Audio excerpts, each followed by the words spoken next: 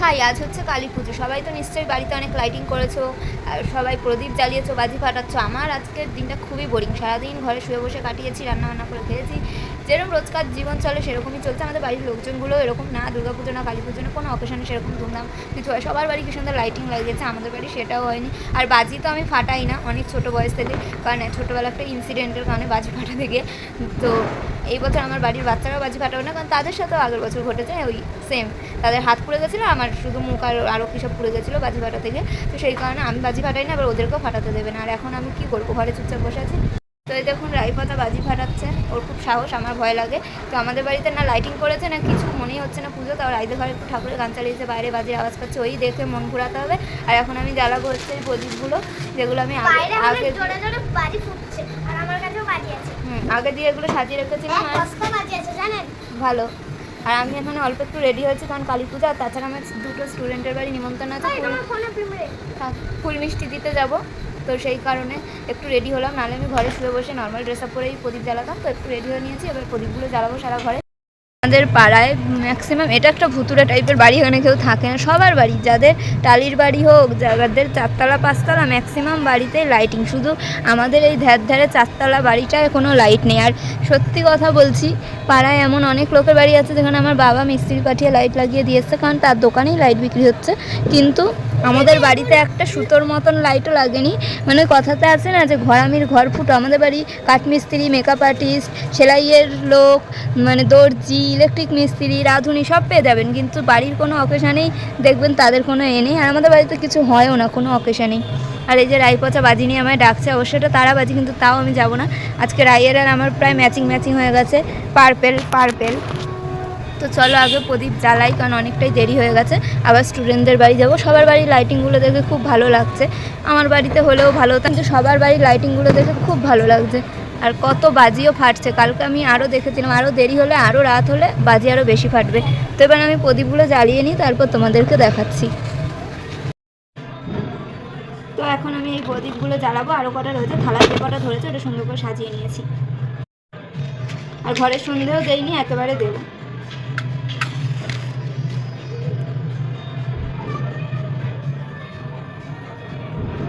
আর বয়সের সাথে সাথে সব কিছুর এক্সাইটমেন্টই আস্তে আস্তে কমে যায়। আগের বছর আমার দাদু মারা গেছিলো বলে আমরা কিছু করতেও পারিনি। আর এবছর করতে পারছি, কিন্তু কোনো সেরকম এক্সাইটমেন্ট কাজ করছে না যে বাজি ফাটাবো বা কিছু। বাজি তো ফাটাই না, অন্য কিছু। তো যাই হোক, তো এবছর আমাদের রাইদের ঘরেও ছোটোখাটো করে একটা কালী পুজোর মতো করছে ওরা, জানি না কীরকম পুজো।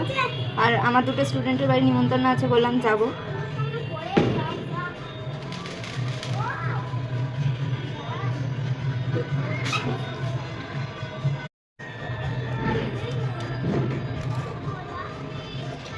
তো এই মোমটা দিয়ে একে একে সমস্ত প্রদীপগুলো জ্বালিয়ে নেব, তারপর ঘরের এক এক জায়গায় এক একটা দেব।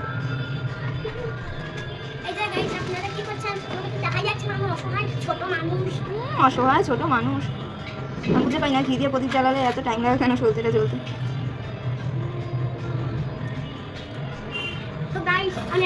আমি আবার ঠেলা দিস না, তাহলে পুড়ে যাবো।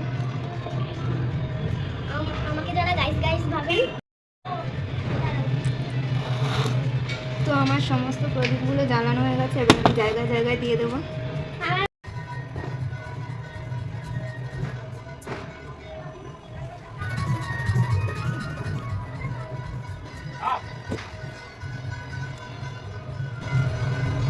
প্রদীপ যেমন জ্বালানো উচিত, বাজিও ফাটানো উচিত। উৎসবের দিনে উৎসব তো পালন করাই উচিত, কিন্তু খুবই সতর্কভাবে, যাতে কারোর কোনো বিপদ আপদ না হয়, কারোর কোনো ক্ষয়ক্ষতি না হয়, সেভাবেই তোমাদের বাজিও ফাটানো উচিত।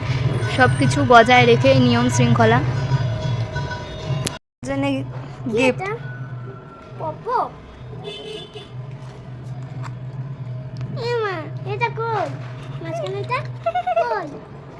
উল্লু বানায়া বলো না, এই মাছ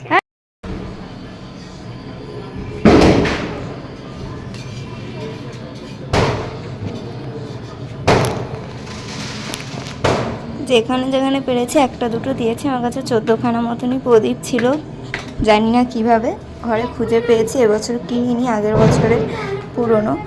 আর এই যে মোমো জ্বালিয়েছে, এগুলো আমি জ্বালাইনি, কিন্তু সবাই তো জ্বালায় আজকের দিনে, তো জ্বালিয়েছে।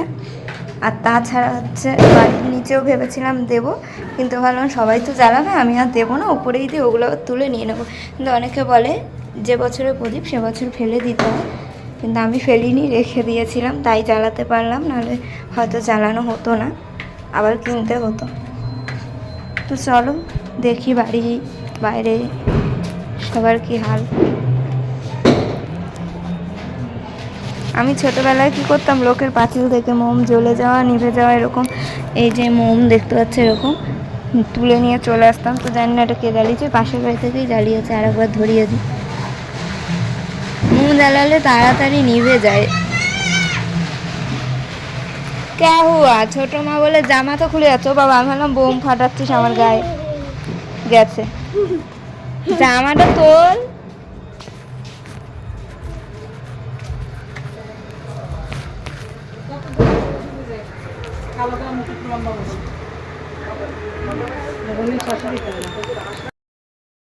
তো এই যে ফুল মিষ্টি নিয়ে নিয়েছি, দেখে মনে হচ্ছে টিনে, কিন্তু আমি আমার সামর্থ্য অনুযায়ী ঠাকুরকে দেবো। আর আমি নিজে যেহেতু কিনতে যাইনি, জেঠিকে দিয়েছিলাম, মানে রিয়ার মা গেছিলো বাজারে, সে এনে দিয়েছে, তো যা এনে দিয়েছে এখন তাই নিয়েই যাবো। এখানে একটা জবার মালাও আছে যেটা দেখা যাচ্ছে না, এমনি বললো যে বড় মালা অনেক দাম, 200-300 টাকা, তো ছোট বলতে এই মালাই পেয়েছি, কড়ি আছে, ফুটলে ওটাও বড় লাগতো। তো চলো রাতে পূজা হবে, ততক্ষণ আসা ফুটে যাবে, বা কালকেও ফুটে যেতে পারে।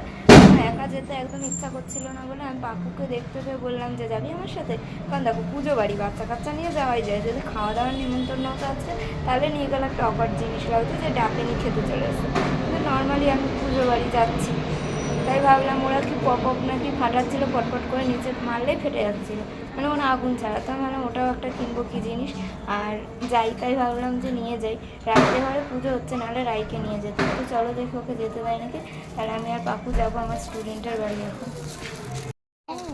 হ্যাঁ এগুলো আগুন দিয়ে ফাটায়, হেভি ব্যাপার, এই জুতোটা যে পাল্টে আসবো আমার মনেই নেই, সার্বজনীন জুতো সব জায়গায় এটা পড়ে যায়।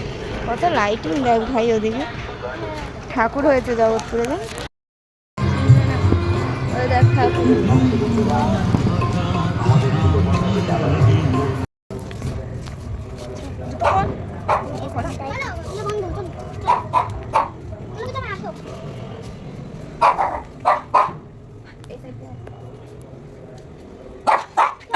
স্টুডেন্টের বাড়ি ফুল মিষ্টি দিয়ে কিছুক্ষণ বসে একটু ছবি টবি তুলে নিলাম, তখনও কেউ আসেনি, আমরা একটু আগেই চলে গেছিলাম। তারপর বাড়ি চলে এসেছি, এখন পপ আপ ফাটাবো আমরা, মানে পপ আপ বলতে এই বাজিগুলো নিচে মারলেই ফেটে যায়, যত সম্ভব এর মধ্যে খোয়া আর ক্যাপ ঢুকানো থাকে, যেটা খুবই ভালো বাচ্চাদের জন্য, কোনো আগুনের প্রয়োজন হয় না, কোনো ক্ষতিকারক কিছু নেই, দূষণও অনেক কম হয়। তো এই বাজিগুলো সত্যিই খুব ভালো, এবছর না আরও আগে থেকেই বেরিয়েছে, কিন্তু আমি এবছর ফাটালাম, খুব ভালো লাগলো ফাটিয়ে, আমি 2 প্যাকেট মতো কিনে এনেছিলাম। তো একসঙ্গে আমরা এখন বাজি টাজি ফাটাই, তোমরা দেখো। এখন যাচ্ছি আমার আর একটা স্টুডেন্টের বাড়ি, যেটা আমার বাড়ির ঠিক উল্টো দিকে লাইটিং করেছে, তো এই বাড়িটাই, দোকানওয়ালা যে বাড়িটা দেখছো এখানেই আমি একটা ছোট্ট বাচ্চাকে যে আঁকাই তোমরা দেখেছো, তো তার বাড়িতেও কালী পুজো হয়, তাদের প্রতিষ্ঠিত মা কালী আছে, মা কালী না কি বলে আমি জানি না, মানে কালী ঠাকুরই কিন্তু কালো কালারের কালী, তো সেই ঠাকুরেরই আজকে পুজো, তো যেতে বলেছিল, তাও আমাদের বাড়ির সামনেই, তো আমাদের বাড়ির অনেককেই বলেছে দেখো পুজো দেখে যেও, তো সেই কারণে আমি রিয়াকে বললাম চলো, বললো যে আমি যাবো না, এই সেই বললো, তাই আমি পাকুকেই নিয়ে যাই। তো আমি আর পাকু দুজন মিলে গেলাম। সত্যি বলতে আমার যে কোনো জায়গায় একা একা যেতে খুব বোরিং লাগে, গিয়ে বলদের মতো বসে থাকতে, তো এখানেও সেম ফুল মিষ্টি মালা নকুলদানা বলছি মানে ফুল মিষ্টি আর মালা, আর নিয়ে গেছিলাম ধূপকাঠি মোমবাতি, যেটা নিতে হয়, আর এমন না যে আমি নাম লিখে এসেছি পুজো দেবো বলে, নর্মালি কারোর বাড়ি গেলে নিয়ে যেতে হয়, আর পুজো বাড়ি গেলে একটু ফুল মিষ্টি না দিলে হয় না, তাই আমি আমার কাজ করলাম, আমি উপোস বা এরকম কোনো বিষয় না, আমি দিয়ে আসলাম, কারণ কালী পুজো অনেক রাত অবধি হয়। তো এখানে চলে এসেছি, এই যে দেখো ঠাকুর কি সুন্দর, আমি তো রোজই দেখি আঁকাতে এসে, মানে রোজ বলতে যখন আঁকাতে আসি, আর এখানে পাকু দাঁড়িয়েছিল, আর আমরাও এখন ঘরের ভিতর যাব, ঘরের ভিতর আমার স্টুডেন্ট আরও কয়েকজন বসে আছে, তার বাবা, তো এখানে লোকজন ছিল। তারপর বাড়ি এসে দেখো পাকু ডান্স করছে, কারণ আমরা পপ আপ ফাটাচ্ছি আর ভিডিও করছিলাম বলে পাকু এখানে নাচ শুরু করে দিয়েছে।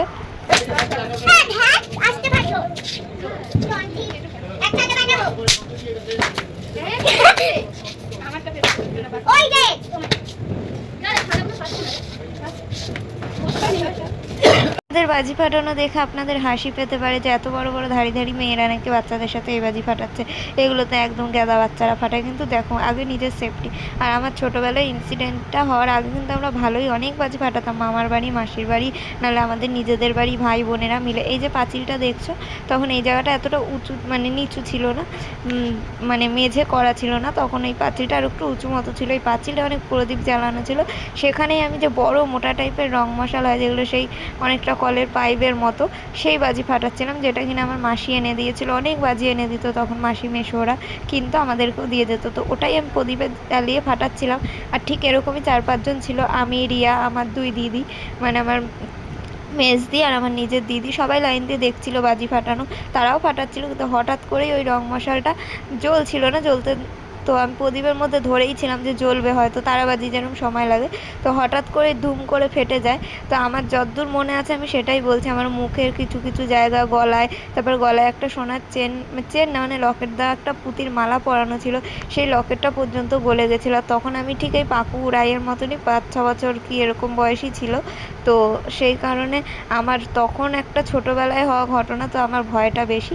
আর আমার বাড়ির লোকও তাই বলে যে ফাটাতে না। আর আগের বছর সেম ওই রং মশালই ফাটাতে গিয়ে আমার বড়দি মানে বড় জেঠির যে বড় মেয়ে, তার ছেলে 10-12 বছর বয়স হবে, তার হাতে সেম ওই রং মশাল ফেটে হাতের অনেকটা অংশের মাংস পুরো বেরিয়ে এসেছিলো। তো দেখো বাজি কিন্তু খতরনাক, কিন্তু বুঝে শুনে ফাটালে কোনো ক্ষতি নেই। আর সব বাজিতেই যে ক্ষতি হবে তারও কোনো মানে নেই, লিমিট রেখে ফাটাও আর বাচ্চাদের থেকে দূরে রাখো, কারণ বড়রা ছোটোখাটো ব্যথা সহ্য করতে পারে, ছোটদের কিন্তু একটু একটুতেই অনেক বড় ক্ষতি হয়ে যায়। তো ওই ঘটনার পর থেকে আমি বাজি ফাটাই না। আর আগের বছর বাড়ির বাচ্চারা ফাটিয়েছিলাম, বসে বসে দেখেছি, কিন্তু ওই আগের বছরের ঘটনার পর থেকে ওদেরকেও আর ফাটাতে দেয় না। তো আমার মনে হয় বাচ্চাদের ওই তারা বাজি, সাপ বাজি, টুকটাক ছোটোখাটো বাজি এনে দেওয়াই উচিত। চকলেট বোম বা রং মশাল তো একদমই দেওয়া উচিত না। তো কী আর করা যাবে, আমি ঘরে এসে ঘর থেকেই বাজি ফাটানো দেখছিলাম, কারণ আমি তো আর ফাটাবো না, আর ঘরে বোরিং লাগছিল। আর আমার একটা জায়গায় নিমন্ত্রণ খেতেও যাওয়ার আছে বাবার সাথে, তো সেখানে যাব, তার আগে ঘরে বসে একটু বাজি ফাটানো দেখছিলাম আর তোমাদেরকেও দেখাচ্ছি। দেখো দেখতে কিন্তু সুন্দর লাগে, কিন্তু আমার প্রচণ্ড ভয় লাগে যে এরকম আগুনটা উড়ে গিয়ে কারোর বাড়িতে পড়লো, তো আগুন লেগে গেলো বা কিছু হলো, তখন কীরকম ক্ষয়ক্ষতি হবে বলো তো। আমাদের বাড়ির ঠিক উল্টো দিকেই মানে একটুখানি এগালেই একটা বাড়ি আছে যেখানে পুজো হচ্ছে। তো আমি রাতের রান্না ভয়, মানে যাতে রাতে রান্না না করতে হয় সেই কারণে আমি বাবার সাথে চলে এসেছি নিমন্ত্রণ বাড়ি। কারণ দিনের বেলা আমি একটু খিচুড়ি বানিয়ে খেয়ে নিয়েছিলাম, আর খিচুড়ি লাভার আমি যেভাবে বানাই আমার খুব ভালো লাগে খেতে। তো মাঝে সাঝেই চটজলদি রান্নার জন্য ডালে চালে খিচুড়ি করে খেয়ে নিই। তো রাতের বেলা ভালো কিছুর আশায় আমি ভালো নিমন্ত্রণ বাড়ি চলেই যাই। ঘরে সবারই নিমন্ত্রণ ছিল, বিনা ইনভিটেশনে যাইনি, কিন্তু তাও গেলাম, গিয়ে খেয়ে এলাম। রান্নাটা করতে হলো না, আনন্দ করলাম, যেটুকু যা হয়েছে ভালোই হয়েছে। কিন্তু বাড়িতে লোকজন থাকলে, সবাই মিলে থাকলে একটু আনন্দ লাগে। আর মায়ের বাড়ি যাইনি এই কারণে যে নিমন্ত্রণ বাড়িগুলো যেতে হতো, নাহলে তারা খারাপ ভাবতো যে ডেকেছি এলো না, তো সেই কারণে মায়ের বাড়িতেও আমি যাইনি। আর আমি ঘরেই ছিলাম, আর বাবার সাথে একটু নিমন্ত্রণ বাড়ি এসে ঠাকুর নমস্কার করে খেতে চলে এলাম ঠাকুরের ভোগ। যাই হোক দিনটা একটু বোরিং ছিল, কিন্তু তারপরেও বলবো যা হোক করে কেটে তো গেল, আর ভালোই কাটলো। তোমাদের কালী পুজো, দিওয়ালি কেমন কাটলো, বাজি কেমন ফাটালে, কে কেমন সাজলে, আমায় কমেন্ট করে জানিও, আর ছবিগুলোও দেখিও। আশা করি তোমাদেরও দিনটা ভালো কেটেছে। মা কালী সবাইকে আশীর্বাদ করুক, সবার জীবনে উন্নতি হোক, সবাই ভালো থেকো, সুস্থ থেকো, আরও এগিয়ে যাও। আজকের মতো বিদায় নিচ্ছি, টাটা।